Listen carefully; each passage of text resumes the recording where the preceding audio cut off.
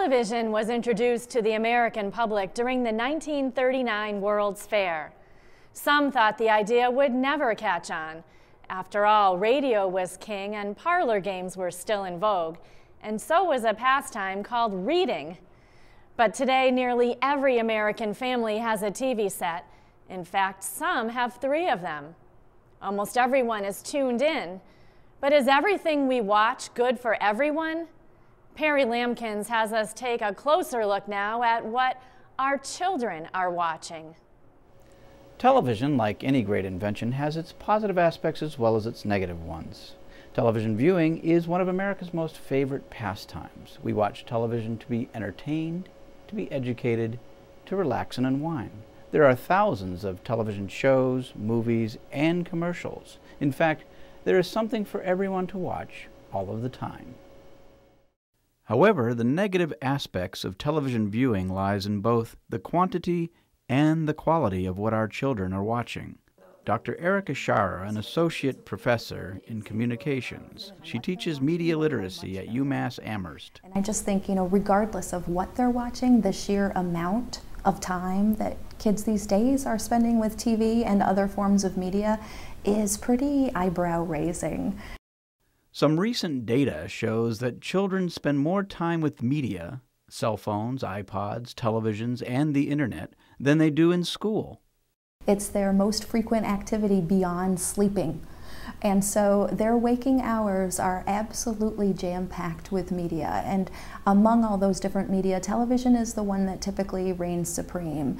The average U.S. young person watches about 4 hours of television a day. Television seems to have displaced interaction between young people, face-to-face conversation, exercise, and various outdoor activities. And yet, parents and caregivers also tend to think that if my child is watching television, then they are at least safe from the world outside. But are they? The 2 main concerns often about media are often sex and violence.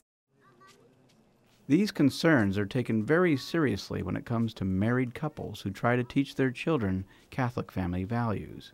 Just ask Diana Beecher and her husband Michael, who have 4 children under the age of 10. I would find myself saying, "Oh, they're showing that at 8 o'clock?" And it used to be that there used to be a window where it was safe to watch TV, but now programming, advertising, you really don't know what's going to come at you next. And it's hard, to like censor, oh, it's a bad commercial, change, turn around, don't look. And I kept finding myself doing that. Family values and many of the visual messages seen on television can be confusing to children. Recent studies show that on television in prime time, 8 to 11 p.m., there's an average of 6 to 7 violent acts per hour. The amount of television violence on prime time has actually not shifted that much over the years, but what has changed is the extent of the graphicness that's shown. Movies, television shows, and cartoons of yesteryear like MASH, Bonanza, The Roadrunner, and Wile E. Coyote all portrayed violence.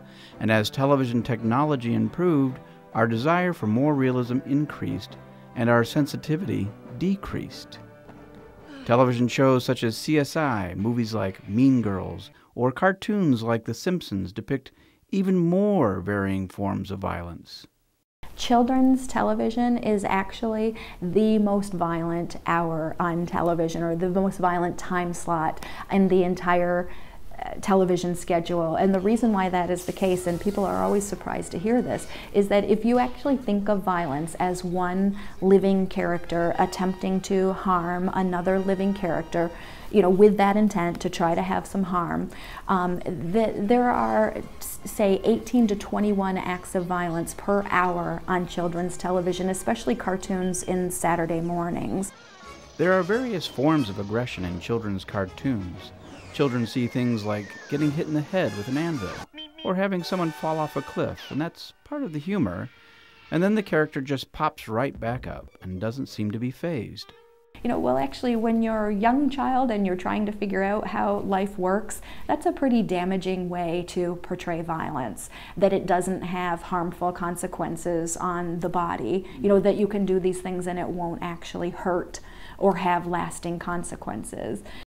And even though we have a natural sensitivity to violence, watching too much can lead young viewers to become either desensitized or aggressive. But I do think you can trace a line, an indirect line, not a completely simplistic line between media violence exposure and bullying, but that connection is there, and I think it's really there through the idea of violence and aggression being normal. Basically, television has always had quite a lot of violence in it, but that's not the same for sex. If you trace the numbers, the number of references to sex, depictions of sex, sexual innuendo, talk about sex in primetime programming and beyond has doubled, tripled, quadrupled over the years. And so this is a real change in what we see on television. It doesn't seem possible for our children to escape a world inundated with sex and violence on television. So what's a parent or caregiver to do? I'd be protecting them from the continual barrage of sinful behavior that's in commercials, that's on television, that's in television shows, and that's even in kid shows. They mask it and make it seem cute, but it's there. And if you're trying to raise your kids according to the faith and according to what the church teaches, television for the most part doesn't agree with that. Parents are the first teachers of their children. There are 3 teachable tips for television viewing. Media literacy, mediation, and moderation are my 3 M's that I suggest for parents and caregivers. Media literacy, like science, is a structured way of educating students to analyze and critique what they are watching every day on television. The other M is mediation, which basically means that parents can spend time with kids as they're interacting with media, not just television, but also video games, the internet. Dr. Schauer says parental presence is really critical because it invites the parent to speak up about what is being seen on television. It's important to monitor programs that may or may not be age appropriate. And then my third M in the 3M strategy is actually moderation. Too much of a good thing is not a good thing, and too much of a kind of sketchy thing is definitely not a good thing. A TV stored in the basement could solve the sketchy problem too. However, there are immeasurable benefits for families who can learn how to apply the 3 M's within the realm of television. It's been a pretty amazing change in our family dynamic, I gotta say. We're not tuned in to the TV, we're kind of more tuned in to each other. We'll have evenings where we just spend like an hour after dinner just talking, and I know that wasn't happening when the TV was upstairs. And instead of watching too much bad TV, try to focus on a little reading for the mind, recreation for the body, and relationships that last forever. I'm Perry Lamkins reporting for Reel to Reel.